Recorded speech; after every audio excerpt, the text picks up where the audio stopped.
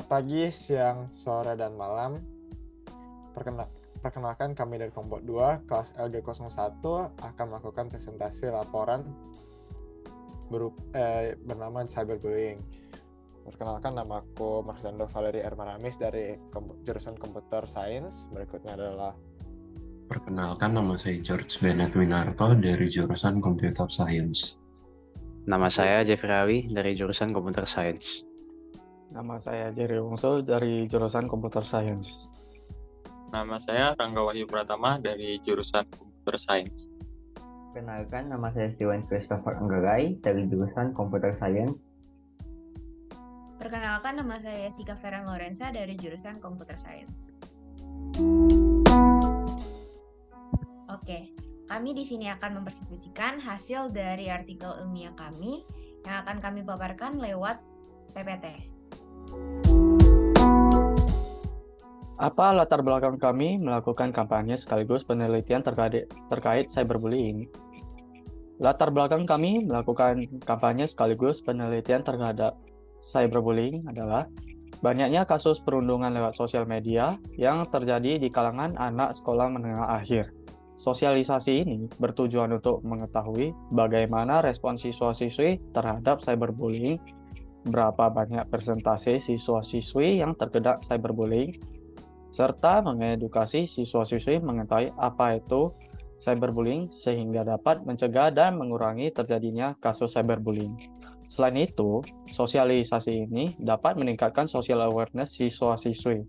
Hal ini juga berkaitan dengan penerapan dari sila kedua dan sila kelima Pancasila, yaitu kemanusiaan yang adil dan beradab dan keadilan sosial bagi seluruh rakyat Indonesia.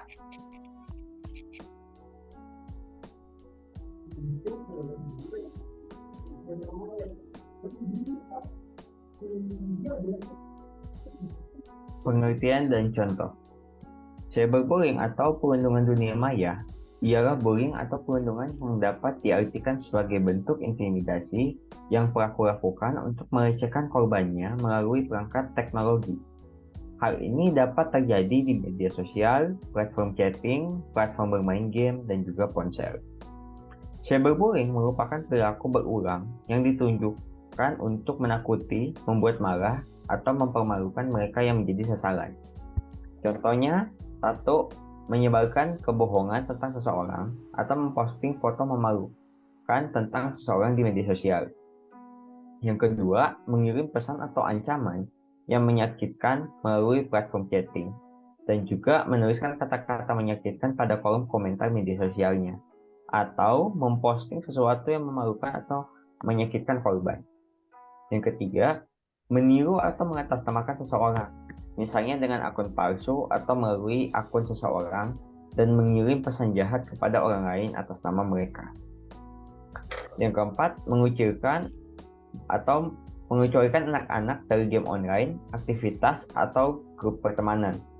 Yang kelima, menyiapkan atau membuat situs atau grup chat atau room chat yang berisi kebencian tentang seseorang atau dengan bertujuan untuk menebar kebencian terhadap seseorang. Yang keenam, yaitu menghasut anak-anak atau remaja lainnya untuk mempermalukan seseorang. berikut adalah dampak cyberbullying. Yang pertama adalah kehilangan rasa percaya diri, kedua paranoid, ketiga kesehatan fisik menurun, keempat cenderung membatasi diri, kelima memunculkan perasaan ingin mengakhiri hidupnya, dan terakhir keenam adalah menjadi agresif.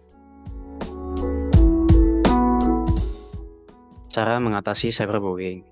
Berikut adalah cara mengatasi cyberbullying, yaitu yang pertama, memblokir akun pelaku cyberbullying. Yang kedua, mereport komentar jahat pada pengelola jaringan sosial. Yang ketiga, mengabaikan komentar buruk. Yang keempat, membuat akun sosial media menjadi privat. Yang kelima, jangan membalas perbuatan mereka. Dan yang terakhir, menyimpan bukti pembulian dan melaporkan kepada pihak yang berwajib. Jika dampak-dampaknya semakin parah, sebaiknya korban berbicara ke psikiater, teman-teman terdekat, orang tua, keluarga, ataupun pihak berwajib. Dan korban juga dapat menjauh dari media sosial untuk beberapa waktu ke depannya. Selanjutnya adalah metode penelitian. Metode penelitian merupakan cara yang digunakan untuk memperoleh data dan informasi yang diperlukan pada suatu penelitian.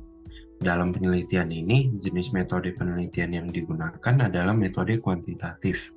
Metode kuantitatif didefinisikan sebagai bagian dari rangkaian kajian sistematis terhadap peristiwa dengan mengumpulkan data yang kemudian diukur dengan menggunakan teknik statistik matematika atau komputer.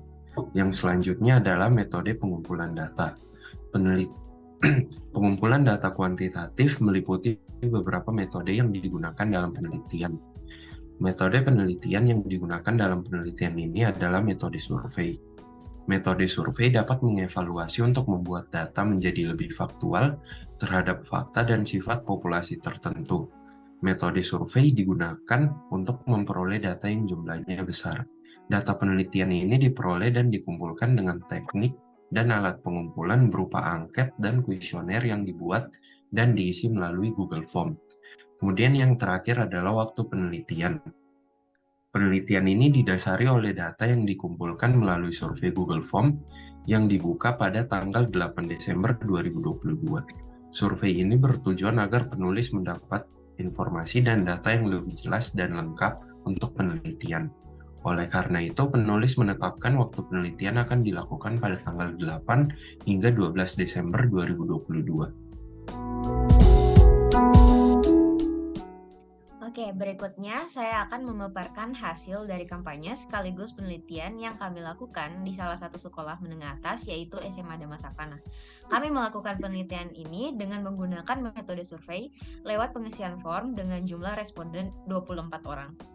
Berikut adalah pertanyaan-pertanyaan yang kami berikan kepada 24 responden, yaitu pertanyaan pertama, apakah Anda pernah mengalami cyberbullying? 50% responden mengatakan tidak pernah mengalami cyberbullying.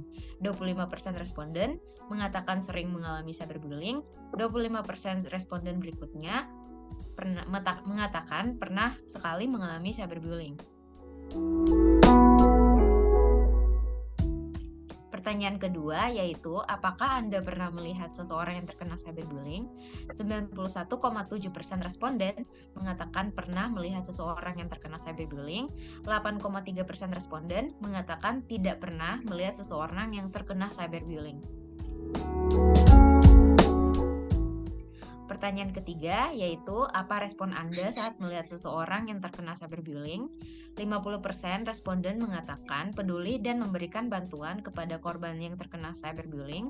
50% responden berikutnya mengatakan bersikap tidak peduli atau acuh tak acuh terhadap orang yang terkena cyberbullying.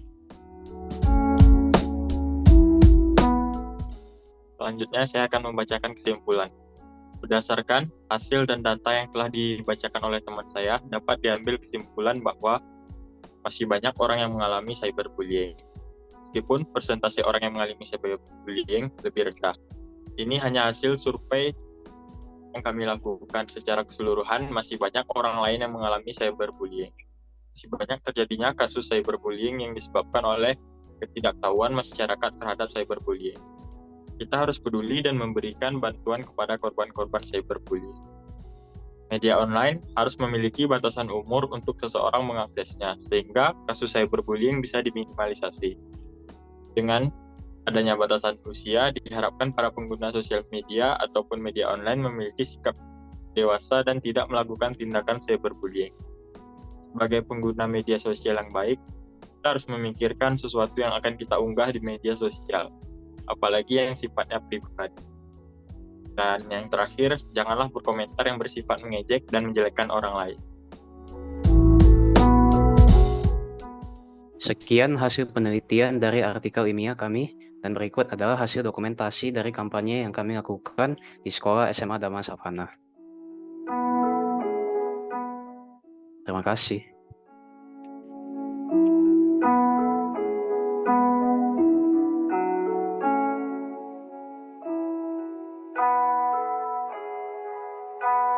Dulu, nama saya Marsyando Valeri Maramis. Berikut adalah Jurusan. oh ya